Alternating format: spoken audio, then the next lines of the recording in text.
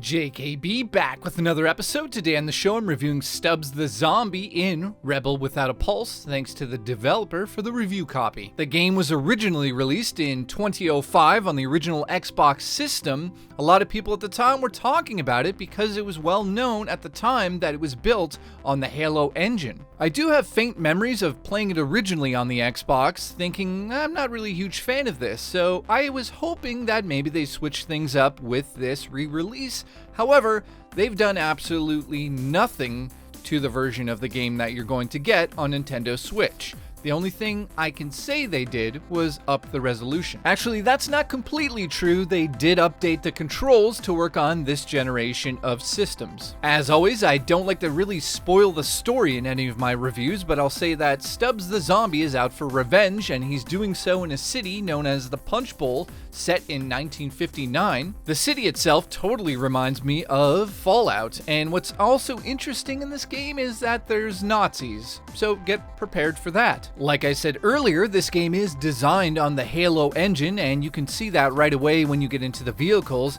A lot of the vehicles control the exact same way that the Warthog controls out of Halo. As for the gameplay mechanics, Stubbs the Zombie is unable to hold a gun or any types of weapons, so he actually uses his own body. You're able to throw your hand, you roll your head at enemies, you can even fart, which takes down a whole group of officers that are shooting at you.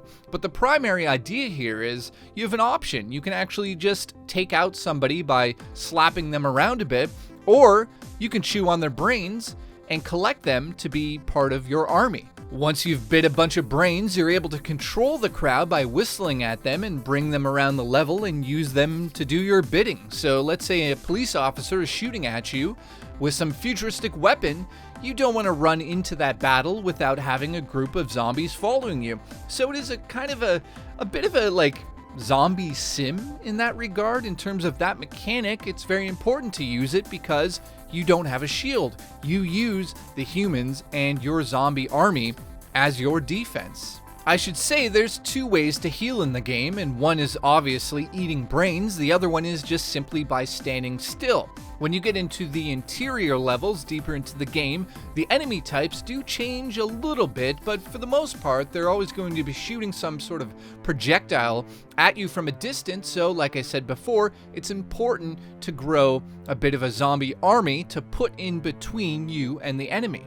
Overall, in terms of the story, I actually enjoyed it quite a bit, and it is pretty funny at times. However, it is very dated in its design and in its humor, but if you can overlook those two things and you want to go back and experience this cutesy, sort of over-the-top story that I really believe came out of good intentions, but even back in the day, I remember people not really enjoying the game, and I could say that I could see why. However, there were a lot of people that were actually into the game, and that really comes down to the story itself and the gameplay mechanics. At times, it is kind of fun collecting an army and sending them in to a battle and using his special abilities at the same time. There's a bit of a dynamic that can, kind of get a little bit of joy out of you. I can't say and be honest that I had a blast with the game. It is a very average game, and I think that it hits the mark in terms of some of its ideas. The story itself is probably the highlight of the game. Some of its design is tied into the Halo engine a little too much for my liking, and it feels like it was just Halo and they just put a zombie in it to a certain degree. Now, I don't mean to downplay the art design of the game. And again, it is from 2005 now, so it's old. It's old. I can't get away from saying that. It is an old game. I only have one major issue with the game, and that has to do with the special effects that they put over the gameplay itself to make it look like a 1950s movie. The issue really is that I can't see anything in the shadows. It almost goes black, and I can't make out enemies on screen. I can't even see my own character. At times, interiors are just pointless to even walk around in because of this issue. So I hope maybe they fix that, but I highly doubt they will with a patch. Overall, I'm going to give Stubbs the Zombie a 5 out of 10. I can't recommend it to really a lot of people out there, and it's a shame to say that. I was hoping for quite a bit more in this sort of re-release that they've done. I do have to say that it is still interesting because of a few different reasons. Number one, because it is the Halo engine. It's interesting that it's running on the Nintendo Switch, and I'm like, well, now you can give us Halo with multiplayer. That'd be great. But I have to say, I would have preferred this type of story told in maybe a animated film or even a graphic novel. And maybe that even exists, I don't know, but I can't recommend the game itself. It is a bit repetitive. While it is fun, it seems like coming in at like 3 hours of gameplay. I just don't know. But if you see the game on sale and you're interested in the Nintendo Switch running the Halo engine, then yeah, you can give it a try.